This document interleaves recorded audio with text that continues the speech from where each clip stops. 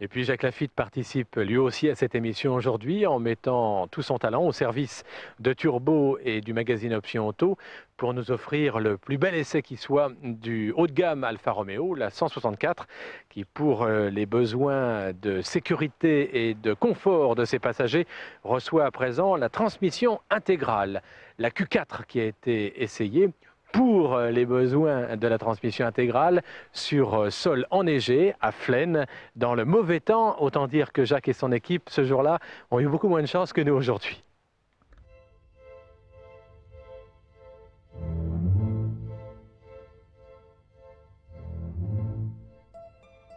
L'Alfa 164 n'est pas à proprement parler une nouveauté, mais ne vous fiez pas aux apparences, car la dernière née de la famille, baptisée Q4, n'a pas grand-chose de commun avec les premiers modèles. Certes, la ligne est identique, à quelques exceptions près comme les bas de caisse et le spoiler, hélas pas du meilleur effet, les jantes monoblocs en aluminium de 16 pouces de diamètre qui imitent des roues en 3 parties ou les nouveaux projecteurs. Au global, le look est plutôt réussi et combine élégance et agressivité. Bref, une voiture comme on aime, d'autant que l'intérieur a achevé de nous séduire. Sur la Q4, Alfa Romeo n'y est pas allé par 4 chemins et pour 278 000 francs, l'équipement est carrément surabondant et la finition enfin à la hauteur des prétentions de la voiture.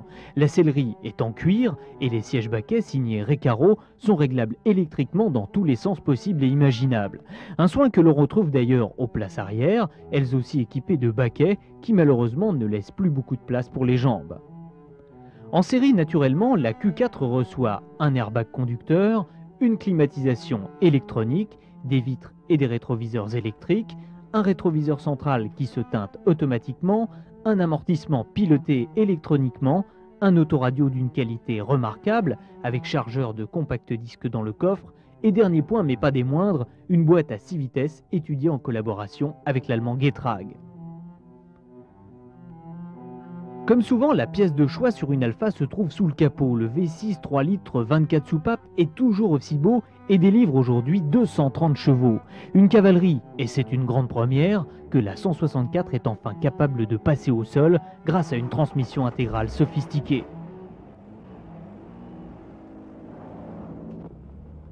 Le système viscomatique qui équipe la 164 Q4 est très élaboré. Retenez seulement qu'il est géré électroniquement et peut transformer la voiture soit en pure traction, soit en totale propulsion. Pour l'essayer, Jacques Lafitte l'a mise à rude épreuve sur le difficile circuit de glace de Flaine.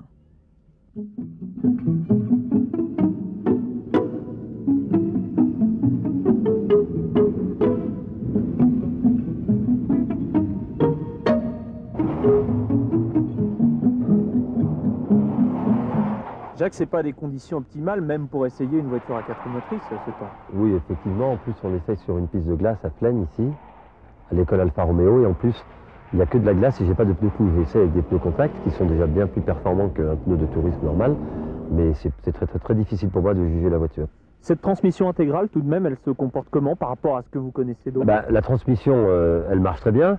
C'est clair, ça m'est très difficile de vous expliquer le système avant-arrière. Pourquoi? Parce que je ne vais pas assez vite. Je sais que sur la route, j'ai senti qu'effectivement, quand on met le poids de la voiture sur l'arrière, à l'accélérateur, toute la transmission, 100% est sur l'arrière. Et qu'au freinage, on a plus de transmission sur l'avant, de répartition sur l'avant, mais pour vous dire dans l'exactitude, sur la neige, en tout cas, ça m'était impossible de voir. Si ce n'est que je m'aperçois que dans certaines courbes, spécialement dans les épingles, avec l'inertie et le poids de la voiture, comme on met tout sur l'arrière, je suis obligé d'accélérer. Il y a les 100% viennent sur l'arrière, alors qu'en fait, j'aurais besoin d'avoir du grip sur l'avant. Donc, c'est pas très efficace dans ce genre de situation. Alfa Romeo, il y a toujours eu des très bons moteurs. Je suis arrivé à le juger parce que j'ai conduit sur la route et j'ai conduit aussi sur le GQ. Il est très souple. Ici, sur la piste, je peux me mettre en 4e et la voiture avance. Je veux dire, il n'y a aucun problème, alors que je suis vraiment à 20 à l'heure, donc sans aucun hoquetement du moteur. Ça repart tout seul. Ce qui se fait, je vous dis que par rapport à la transmission, j'ai des petites difficultés à m'adapter. Une boîte à 6 vitesses, c'est vraiment utile sur une voiture de tourisme?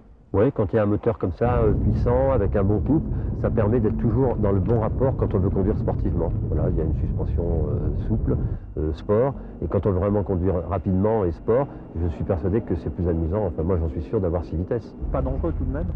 Non, pas dangereux du tout, parce que quand même, dans une situation, une configuration comme ça de climat, je préfère avoir une voiture comme ça que n'importe quelle autre voiture. Je veux dire.